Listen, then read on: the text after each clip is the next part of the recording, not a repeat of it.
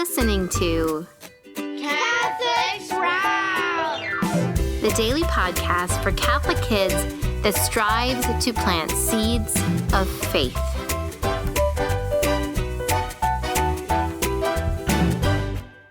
Hey there, Sprouts. Today is Tuesday, April 1st, 2025. This week on the Catholic Sprouts podcast, we are talking about U for unity. We've already established that unity is one of the four marks of the church, and that Catholics are united in worship and in belief, and also in one leader through the Pope.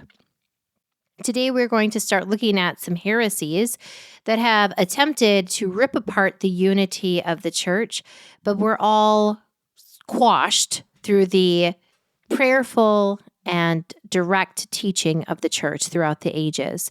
Before we dive into this, however, please join me in our April prayer. This month, we will be praying and learning the Anima Christi prayer. In the name of the Father, and of the Son, and of the Holy Spirit. Amen. Soul of Christ, sanctify me. Body of Christ, save me. Blood of Christ, embolden me. Water from the side of Christ, wash me. Passion of Christ, strengthen me. Good Jesus, hear me. Within your wounds, hide me. Never permit me to be parted from you. From the evil one, defend me.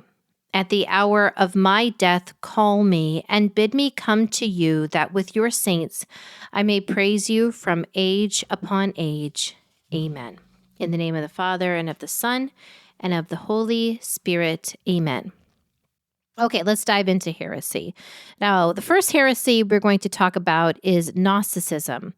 Gnosticism actually begins with a G, if you want to look it up. But this was a heresy that confused many people during the 1st and 2nd century, so when the church was very young. Now, Gnosticism taught that the flesh, and in fact, most of the physical world, was evil. So if you look down at your body, a Gnosticist would say, oh, your body is evil. It's almost like garbage. All that you should care about is your soul. That's all that matters. And of course, as you're going to hear with all of these heresies as we go through them, it might begin with a small idea, something that doesn't feel very inconsequential, but it grows. And as you apply it to other things, it destroys Christianity. So this is the lie that Gnosticism started with, that the body, the physical world, is evil, and that the only holy thing that is part of who we are is our soul, that we should just be focused on that.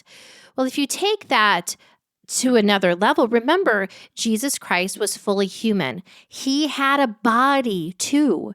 We see his body get scourged and nailed to a cross. He felt pain with that physical body. So if I'm going to look at my physical body and say that it's evil or it's garbage, then what does that mean about Jesus's physical body? And so eventually the Gnosticists began to teach that Jesus actually didn't have a physical body, that he was God and he simply sort of appeared to be a man. Now, this is false. False. Jesus had a body.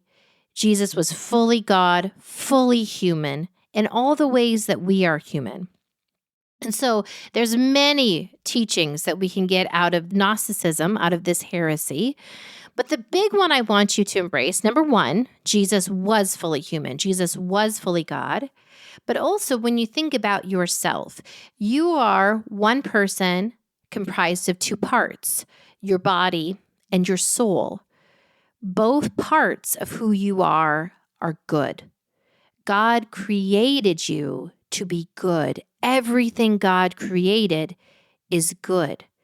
Also, your body and your soul depend on each other. They interact with each other. If your soul is happy and alive, it will bring life to your body. If your body is healthy and alive, it will bring life to your soul. They interact with each other. We also believe at the end of time, when we stand for final judgment, our bodies will be glorified just as Jesus's body was. Therefore, this wonderful creation that God has given to us, our body, can be redeemed and glorified. So although sometimes we do things with our body that are sinful, we give into overeating or laziness, the body itself is good. It needs to be trained, oftentimes through temperance, through mortification, which is a great time to work on those things right now in Lent. But the body is good. Sprouts, tomorrow we are going to move on to another heresy that happened a century later. But for now, what I want you to do is I want you to go outside and get some exercise. If that means take a walk, a run, a bike ride, whatever it is, but get some exercise. And as you're moving your body, pray. Pray to God, thank Him for the movement of your body, for the sweat that you feel building up. All of those things are gifts from God.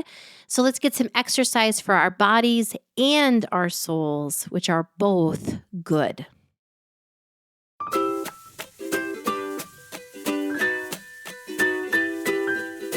That's it for Catholic Sprouts today. We'll be back tomorrow. But until then, continue to grow in your faith and truly sprout into the beautiful creation that God created you to be. Welcome to April. If you love listening to saint stories and coloring along, then I invite you to subscribe to our brand new Liturgical Living Listening and Coloring Vault. We have numerous stories and coloring pages that go along with the solemnities and feast days each month. And we just finished uploading everything for April. Just click to the notes for this podcast episode, subscribe, and enjoy.